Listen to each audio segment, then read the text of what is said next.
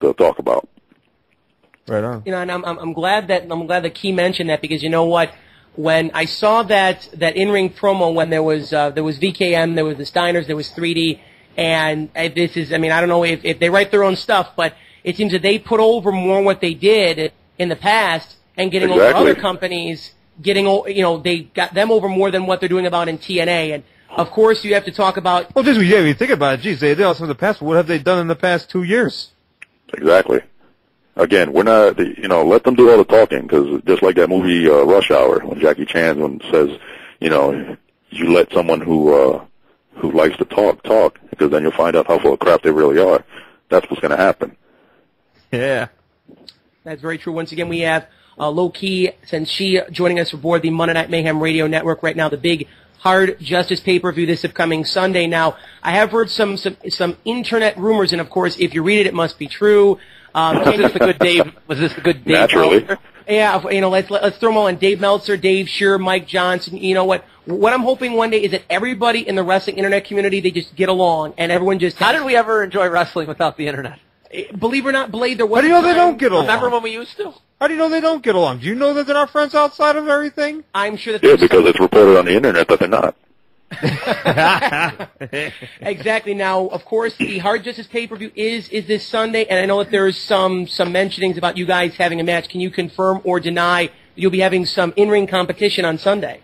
I cannot confirm or deny because I haven't been given any information in regards to the pay-per-view. Okay. Well, always the last to know, I guess. Hey, I do the same thing I've done everywhere else. I show up, I train, I wrestle, and I leave. It's just a very simple formula to what I do. And, regardless of who they want to put us against, I'm here to go. Yeah, if you don't like it, he'll stomp your chest in. Well, Hero, I have to. I was going to say, I was tell Loki how much I appreciate it. I think it was the Ring of Honor DVD with the last chapter, and it was yourself and Homicide against Lethal and Samoa Joe. And Joe. And yeah, I think it was. Am I correct on that? I think that was in Chicago Ridge. Yeah, you did that. You did that double stomp on the Lethal off the bleachers, and everybody said you killed Lethal. Man, that was tight. I just want to say, appreciate it. No, I'm sure he did appreciate it. Well, I'm sure he did, but it was just. Not nothing against Lethal, but it was just like that was just sick, And anytime you see you do the stomp, man. Actually, where did you, I don't know, I guess, where did you pick that up? Like, it was just something where you just, did you watch, like, a lot of Kevin Sullivan or something? Not at all. The reason I came up with the stomp was because I was outweighed by a lot of wrestlers. And rather than sit there and try to outmatch them in strength, I figured I might as well use my entire body as the weapon. Very simple, very practical, and very effective. And obviously, very effective. Definitely makes some sense. Key, one of the questions, believe it or not, I've always wanted to ask you, obviously, you are known for your time working 0-1 Japan. Mm-hmm.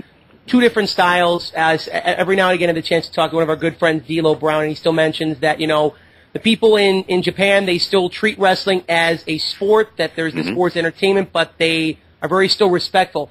In your time in the business, how has the wrestling side of things evolved, in your opinion, between stateside and overseas in Japan? Well, I think what it is the Japanese wrestling became more popular because of the big events that they had held. The tape trading that went on, the more availability that Japanese wrestling has developed has all been because of their major events. And I think that's what's started to evolve, I guess, U.S. wrestling. But again, large events took time to reach, and I think some U.S. wrestling markets just don't understand that. They think that they can go out and wrestle, I guess like a Misawa and Kobashi match, just because they think that happens every day. Great title matches, great matches, those don't come around every day. There's a special build-up to it. And there's special people who need to be involved in things like that.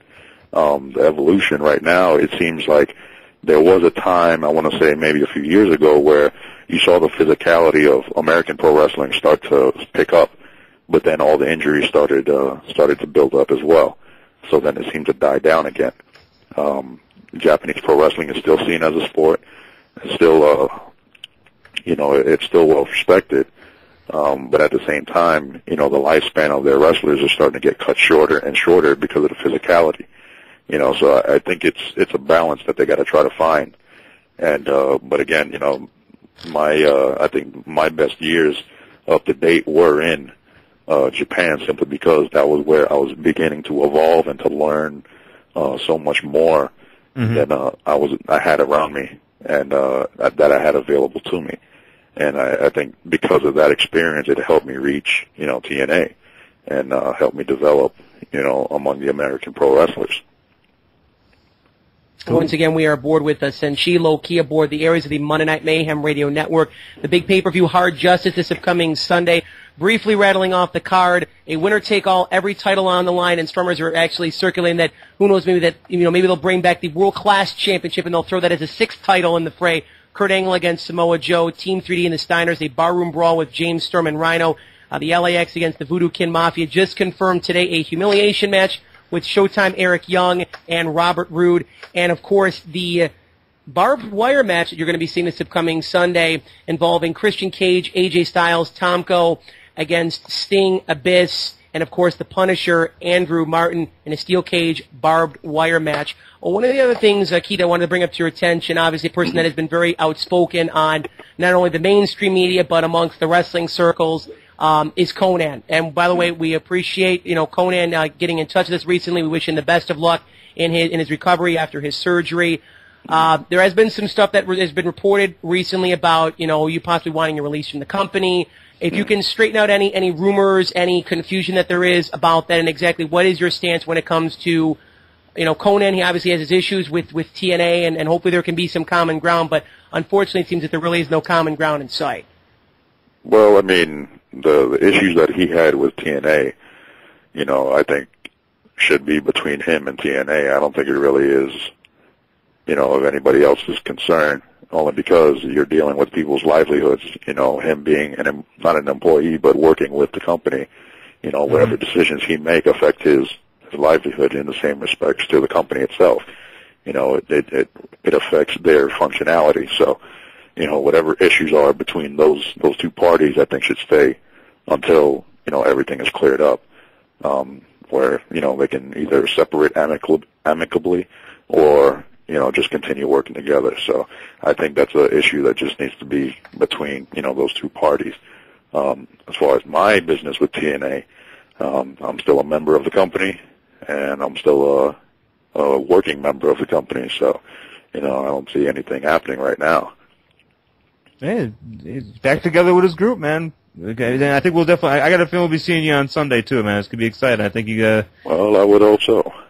Well, and I do just say this with the price of the TNA pay-per-views, I think that I encourage all the fans, email the TNA office, because if they don't put Key on the show, I think that there should be a $5 refund on the actual pay-per-view purchase.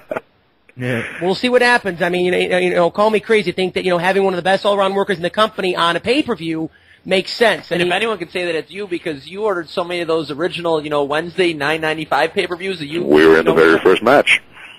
That is correct. You earned a phone call from me, Jeff AJ, and Jerry Lynn were in the very first match for the TNA company. Looking back, Key, obviously it's hard to believe that TNA has been around, for this long of a period of time, and there still are those critics that say TNA is going to be closing up shop next week, and those critics are proven wrong on a daily and a weekly basis. With how much fondness do you look back on the old school X-Division and say, I was one of the pioneers of the X-Division. Jerry Lynn obviously did his thing, but yourself, AJ, even guys that are no longer with the company, Paul London, they obviously made the X-Division to where it's at right now. The Amazing Red. Him as well. Okay, can't forget the Amazing Red. Yeah. It's good to look back and to see how the company has progressed into something different. I think at the time, because we were a much smaller company with less resources available, I think it's good to see them progress in the direction, at least, that they've reached now, because it's a lot different than when it used to be back then. As far as being a member of the company back then and being a member of the company now, it's still a good locker room. You got a very close-knit group of wrestlers, and they want to work hard. They want to do what they love doing, and they have fun doing it. And it's just looking back, I mean, it was just a different time. So that's why I can see how some people, they form their opinions on, you know, oh, it was better back then, or it was worse back then, or it was better now, or it was worse now than it was then. You know, I can see why they would do that. But they have to see, you know, there's a lot of things that people don't see to really appreciate the progression that it's reached up until this point. But again, you know, there's always room for improvement. You know, you got to always keep in mind that, you know, progression is essential in business. So hopefully that'll be the continued path, and that'll be the direction of the TNA company. Also was curious, Key, as well, obviously, that there has been the development and the metamorphosis of a lot of the guys that you worked with in Ring of Honor to where they're